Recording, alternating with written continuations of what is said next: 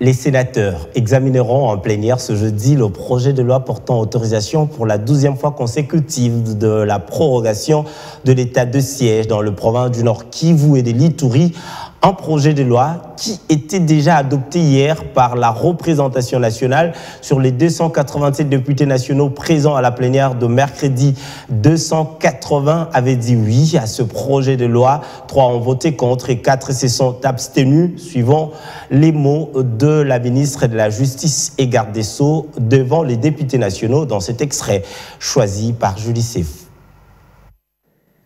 Il s'y est indiqué que l'Assemblée nationale, dans sa mission de contrôle de l'action du gouvernement, a, durant plus d'un mois, évalué l'ensemble des mesures édictées dans le cadre des ordonnances sur l'état de siège. Dans ce cadre, tous les ministres du gouvernement directement concernés par l'état de siège, les responsables des services de sécurité et de défense, ainsi que les gouvernements militaires des provinces concernées, ont fait l'objet d'une évaluation sans complaisance devant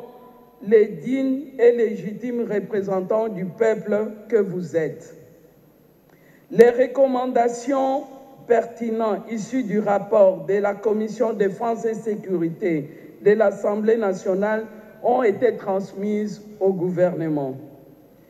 Il vous souviendra que lors de l'adoption par la représentation nationale de la dernière autorisation de prorogation de l'état de siège,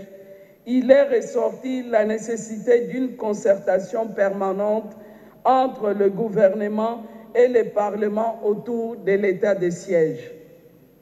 Depuis le jeudi 11 et le samedi 13 novembre 2021,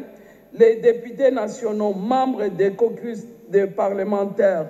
de l'Ituri et du Nord Kivu ont échangé autour de son Excellence, Monsieur le Premier ministre, qui s'est fait accompagner pour la circonstance de quelques membres du gouvernement concernés par l'état de siège. En effet, la problématique de la sécurité de la partie est de notre pays est une préoccupation pour tous, à savoir le président de la République, le Parlement, le gouvernement, les services de défense et sécurité, les organisations de la société civile. Honorable président de l'Assemblée nationale, honorables membres du bureau, honorables députés nationaux,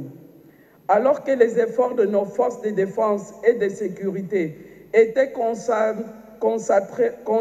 concentrés sur l'épicentre des violences armées qui se trouve être le Grand Nord en province du Nord Kivu et l'Ituri, les ennemis de la paix ont, dans la nuit du 7 au 8 novembre 2021, fait incursion dans les territoires de Rutshuru, précisément dans les localités de Tchanzu et Runyanzu, dans le groupement de Djomba.